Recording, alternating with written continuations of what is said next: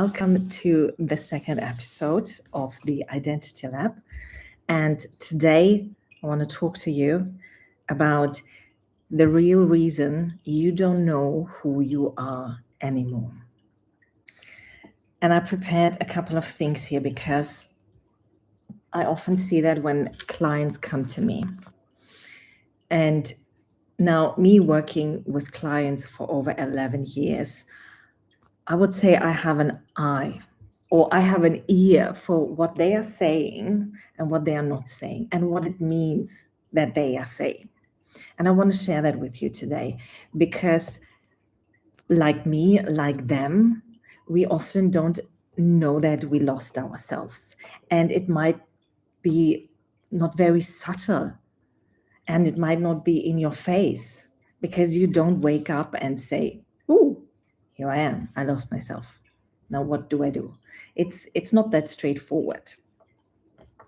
So when clients come to me, the first session that we have is always a consultation. And in this consultation, we talk about what's going on in their life, what made them come here. So they tell me their story, they tell me what's going on in their personal life, in their work life, with children, with the husband, with themselves. And it's usually quite a scraping on the surface. Because often, particularly when you're disconnected with yourself, you're not going deep into explaining your emotions, your feelings, your thoughts. That's why you're disconnected.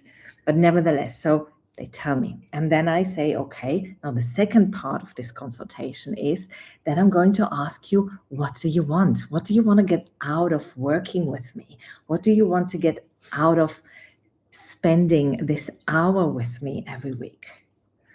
And here are the first indicators where I realize, or where I put it down in my little on my little remarkable pad, like, okay, look out for this.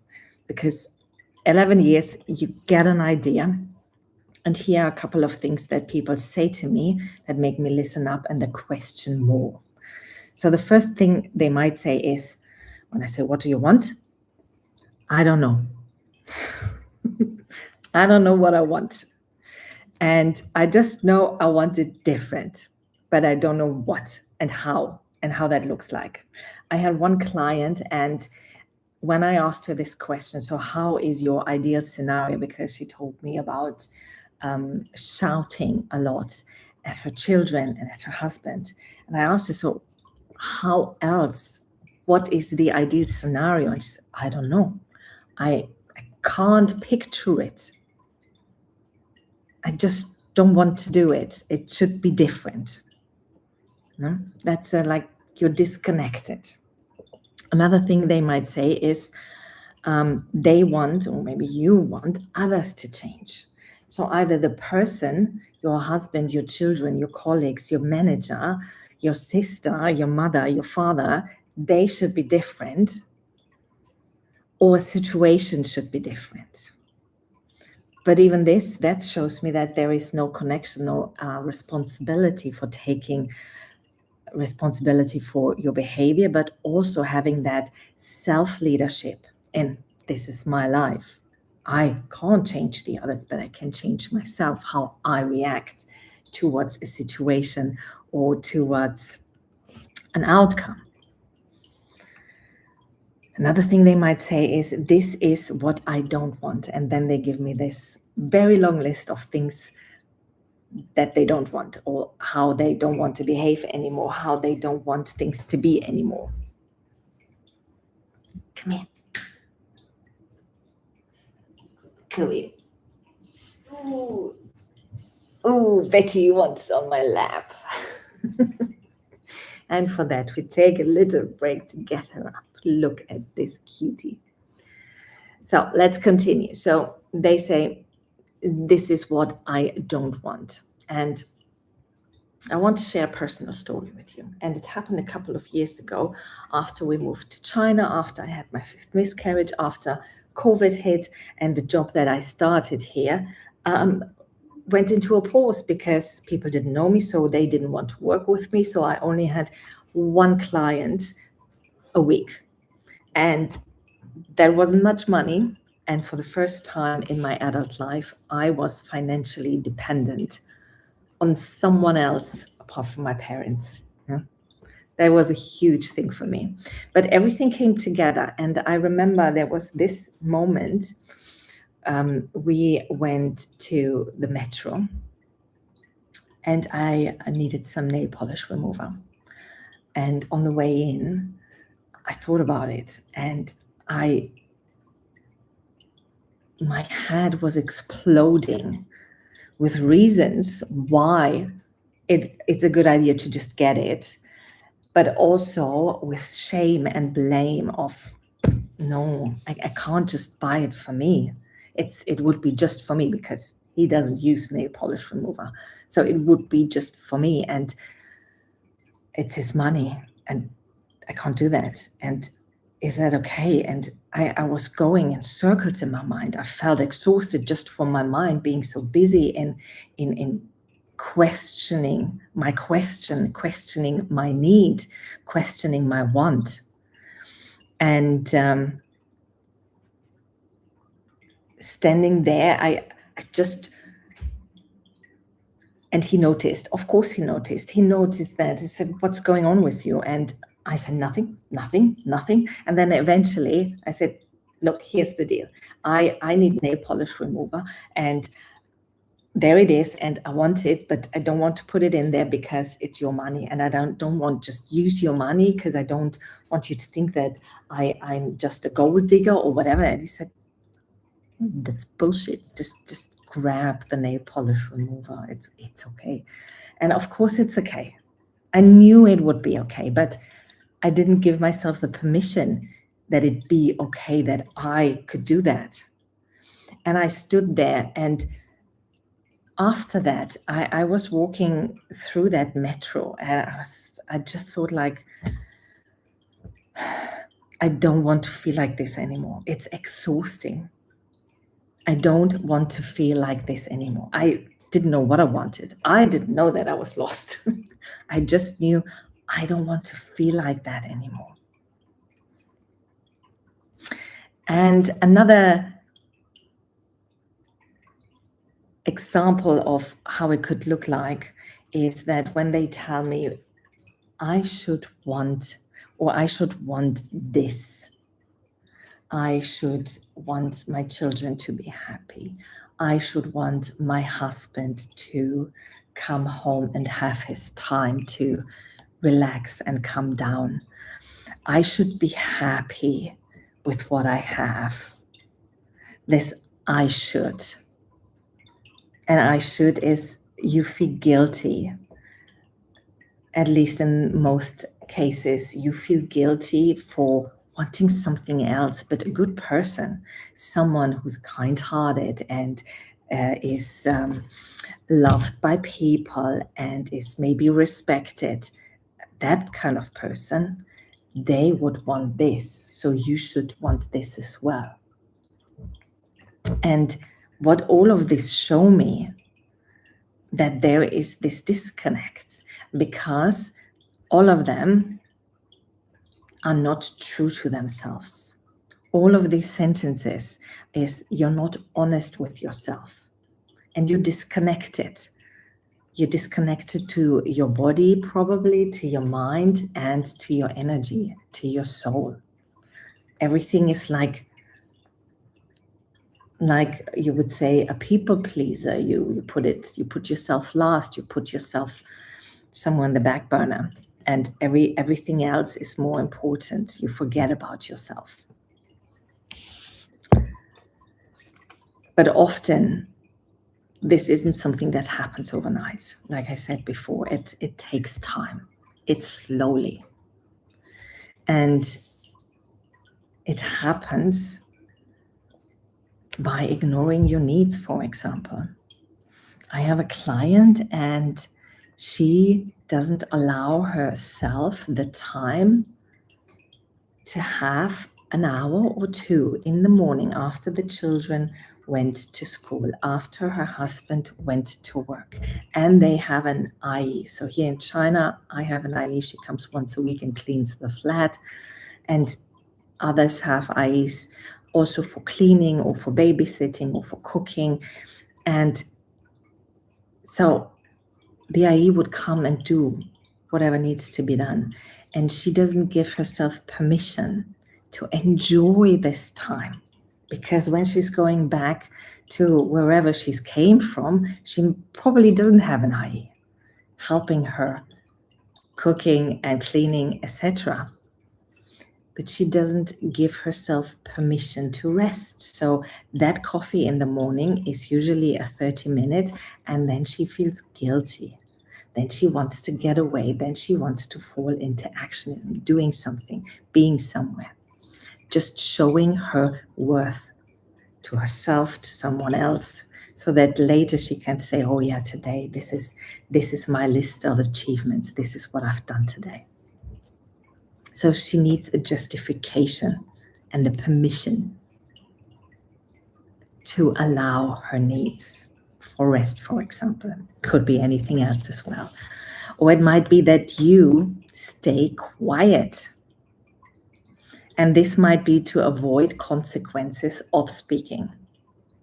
Yeah, whatever those consequences are. It could be that you're afraid of the blame and the shame that you get from others. It could be that you're afraid of the blame and the shame that you get from yourself after you said something and after someone made a comment.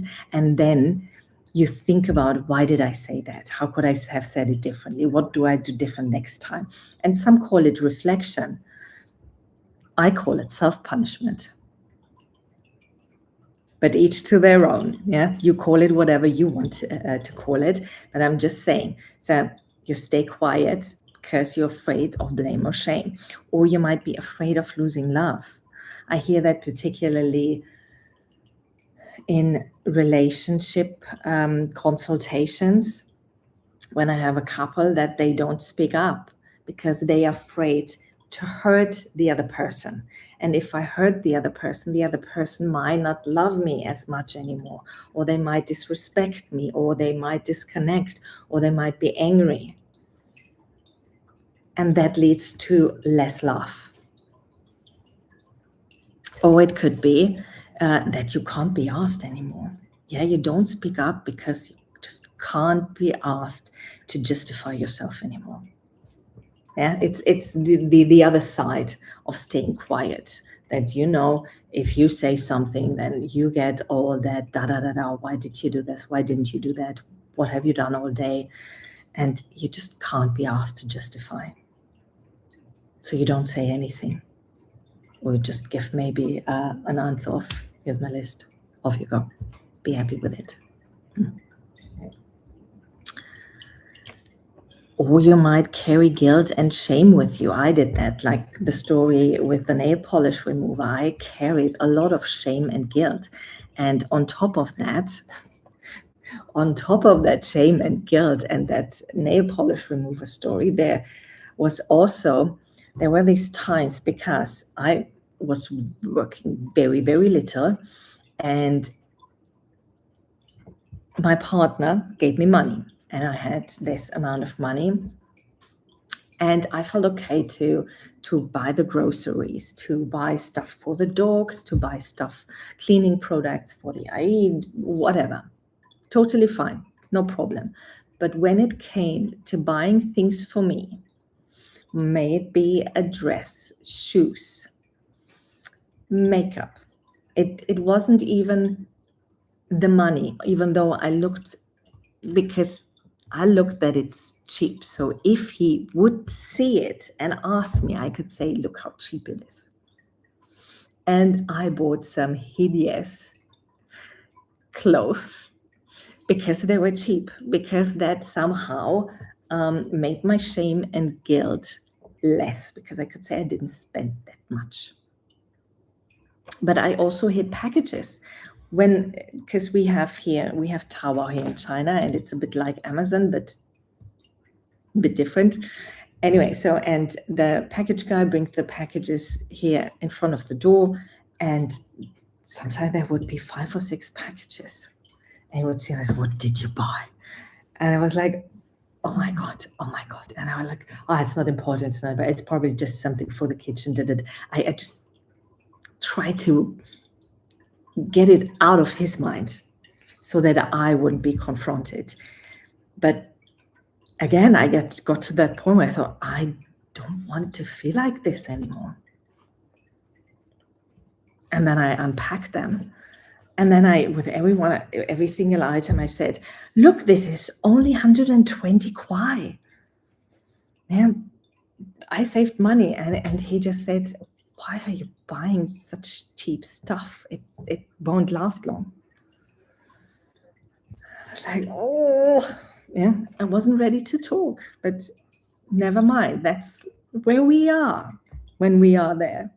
And a client of mine, she told me the story that she cooks 3 meals, 3 different type of dinner almost every day for her husband, and then something for her children. She has 3 children. One of them eats differently or doesn't like stuff that the other one. So she does 3 different types. She doesn't cook anything for herself, but she cooks 3 different types of dinner. And I've written down here, she planned herself into the work, but not to the meal. Yeah. She planned to do it. And she does that because she feels guilty. She feels guilty if they don't like it, if they are disappointed that they don't get what they like, that she loses their love. These are all interconnected. These are not individual examples that you can just like this or this. They are interconnected. They happen. Maybe one is stronger, one is less strong, one is more often, the other one is less often. And sometimes people might say, or you might say, like sentence like, I'll be fine. Others have it worse.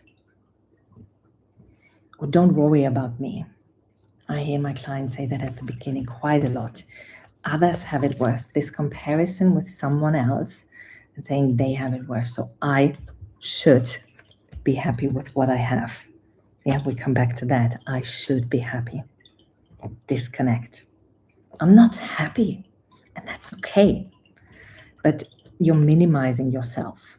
You're putting yourself in the back on 11th place. Yeah, everything else, everyone else is up there because you're disconnected to yourself. And that stems not always. Sometimes it's because you want to feel loved. Sometimes you want attention. Sometimes you want to be part of it. Sometimes you want to be in the middle, not left alone, not abandoned, but you abandon yourself. That's the interesting part. We don't want to abandon anyone else or be abandoned by others, but it's okay that we abandon ourselves, because at least I learned that that is normal. That is what you do. You're not selfish. You need to be selfless. But I did a presentation once where I just talked about these 2 words, self-ish and selfless. So none of it is self, none of it is you. You're just playing a part. Because self-ish is not selfish in that sense. When you're thinking about yourself and looking that your cup is full, you can go out and you can give so much more love and joy to others than if your cup would be empty. And selfless is often that you give less of self because your cup is empty, because you give so much to others. But that's a different topic for a different time. And of course, when you're in that, having lost yourself, having disconnected to yourself, not knowing who you are anymore, usually that happens over years, or you're in it for years, maybe even decades. And now here comes the paradox.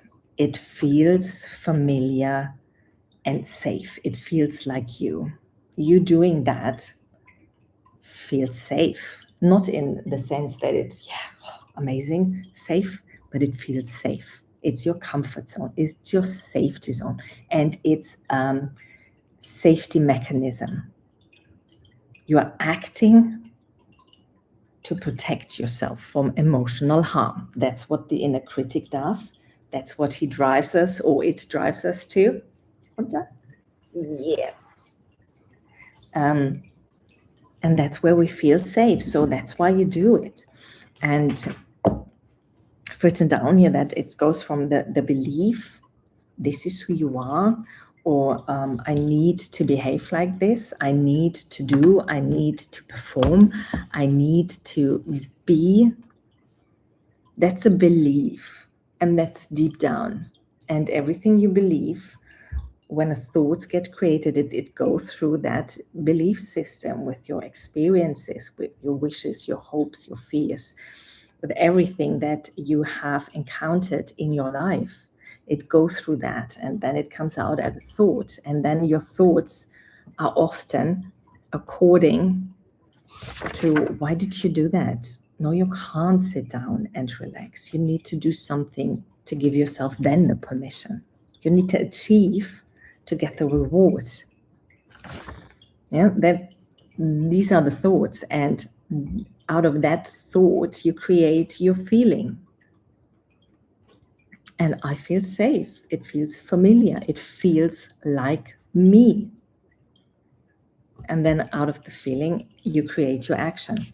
And now the paradox is, it feels safe on some level, even though there is tension in your body. You might have problems with back tension, back problems. I have a couple of clients who go to the physiotherapist after we have our one-on-one.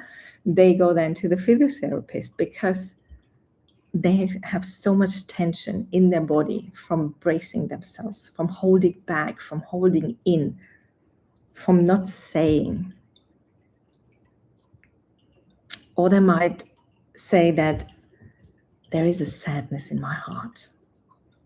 It's like one lady said, it's like this heaviness in my heart. And I had this feeling while I was going through my self-loss. It was like someone had put this hug me jacket, when you go in earlier times, I don't know if they still do it, but I think they do it. When you go into a psychiatric institution and you get this jacket, this white jacket that where you hug yourself. And it felt like I was hugging myself, like this feels safe, but I want out and I can't. Like I was restricted, I was holding myself back by feeling comfortable, but that's not the comfortable I wanted. So that's how it felt to me. So that's your emotion that's in your body. Or maybe then how it shows up in your body or in your actions is you might be permanently exhausted. Because imagine the mind, what's going on in your mind over all these years, decades. It takes a lot of mind space. It takes a lot of thinking how to behave, what to say, what not to say, what to do, how to explain yourself. It's exhausting. And when you do that every day, all day long, explaining yourself and to others, not allowing yourself to enjoy, it's exhausting. So no wonder you would love to have that coffee for 2 hours in the morning to just relax and enjoy it. But even then you put that tension, that pressure under yourself. And that's exhausting. Or you might refer to drinks or drugs. It doesn't happen that seldomly. It happens quite often because that's when you can quieten your mind. It's a distraction. And That's what you do. I did that. I didn't know how to deal with my grief, and I didn't know how to deal with all of that. I drank a lot. Yeah? It helps me to be away. It helps me to shut down, to be numb. You do that. We do that. Or you might fall into actionism, so you need to do stuff all the time. You need to have plans all the time. You need to have a to-do list all the time. I have one client and she said the other day, my to-do list is getting longer and longer. Even though I'm doing constantly something, it's still getting longer because more and more things pop into my head that I should do or I could do. So which one of these things is for you? None of it. None of it. But doing is distraction. Yeah? It helps. Or you might struggle to feel joy, to just appreciate the little things like a beautiful sunset, a beautiful butterfly that might just doesn't occur to you. You see it, but you don't recognize it. You don't pay attention. You're not aware of it. Could be. Or you're angry. One of my clients, she says, I'm angry all the time. I shout. I scream. I could punch the wall. I'm angry all the time. And it turned out that she's very unhappy with who she is because in her head, she's going through all of that exhaustion by blaming, shaming herself, finding ways to improve. Why haven't I improved? Why am I not better? That's disconnection. These are some reasons. You don't know who you are anymore. This is how it happens. And now the big question is, what do you do? What can you do about it? And what I want you to do is I want you to download my free self-rescue blueprint for 2 reasons. First of all, it's amazing. And secondly, because it gives you a 3-step guide to reconnect with yourself. And it's good to listen to this. It's good to listen to the next episodes and the upcoming episodes. That's all amazing. But having something written down that you can come back to, that you work through,